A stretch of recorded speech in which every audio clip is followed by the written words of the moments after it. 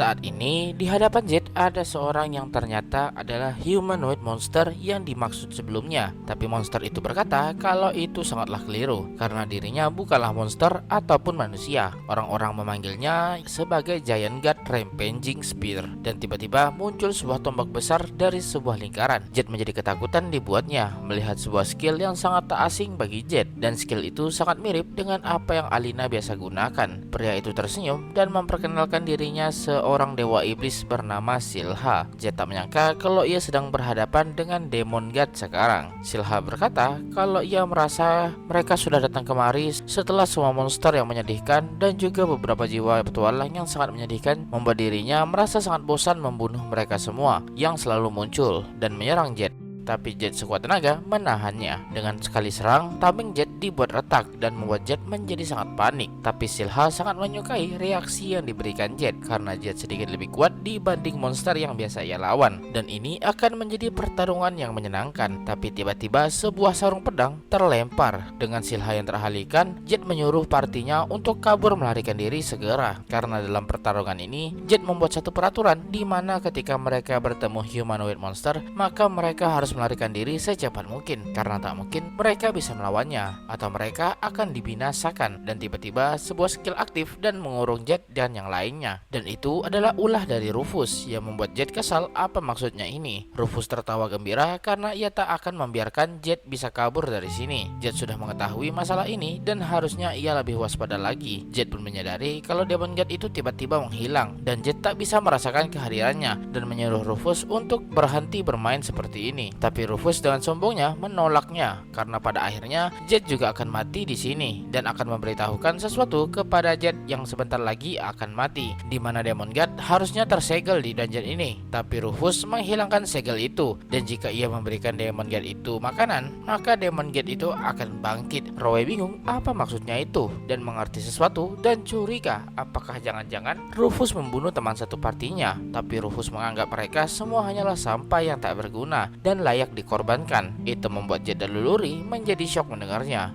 Rufus kembali tertawa karena rencananya berjalan dengan sempurna. Apalagi teringat dengan mantan partinya yang kebingungan ketika Rufus menyerang balik mereka dan membebaskan Demon God. Dan situasi menjadi kacau dibuatnya. Apalagi Rufus mengurung mereka sama seperti Jet saat ini. Leluri bingung kenapa Rufus melakukan itu pada temannya. Tapi bagi Rufus, selama ia bisa menyingkirkan saingannya untuk bergabung ke dalam parti Silver Sword, maka apapun akan ia lakukan. Dan bertanya apakah mereka semua sudah bertanya dan saatnya mereka untuk mati. Tapi Jet merasakan sesuatu yang aneh sekarang, di mana Jet merasa kalau Rufus terlalu mempercayai informasi ini dan juga Rufus tahu soal keberadaan Demon God bahkan sebelum datang ke Chalk Tower. Padahal dungeon ini baru ditemukan kurang dari seminggu dan semua baru mengetahui Chalk Tower dungeon dari relik yang dihancurkan Alina. Apakah memungkinkan bisa mendapatkan informasi sebanyak ini dalam waktu yang sangat cepat? Jet merasa ada yang benar-benar aneh sedang terjadi, tapi Rufus merasa kalau taruhannya kali ini benar-benar berhasil dan kemenangan menjadi miliknya. Jet pun bertanya dari mana Rufus mendapatkan informasi semacam ini. Tapi Rufus menolak memberitahunya karena seluruh parti Silver Sword juga akan musnah dan Rufus akan dapat Divine Skill, maka ia akan keluar jadi pemenangnya. Rufus pun pergi dan akan mencari Divine Skill. Sedangkan Jet semoga bisa bertahan di sini dan menantikan teriakan dan tangisan yang akan memenuhi seluruh lantai. Dan tiba-tiba Rufus ditusuk oleh sebuah tombak dan membuatnya sangat syok dan kebingungan. Silha merasa sungguh pertanyaan yang bodoh karena kurungan milik Rufus sangat mudah ditembus layaknya kertas. Tapi Rufus merasa ini sesuatu yang salah. Silha merasa kasihan dengan Rufus yang sekarang karena siapapun yang masuk ke dalam dungeon ini pasti akan berakhir dengan kematian. Dan terima kasih kepada Rufus karena sudah mengacaukan kesenangan Silva sebelumnya. Tapi Silha benar-benar berterima kasih karena kebodohan Rufus ia bisa terbebas dari kekangannya. Rufus yang sekarat meminta pertolongan ke Jet, tapi Jet tak memperdulikannya dan mati karena tombak Silha. Silha tertawa karena rasa jiwa dari Rufus yang sangat kotor.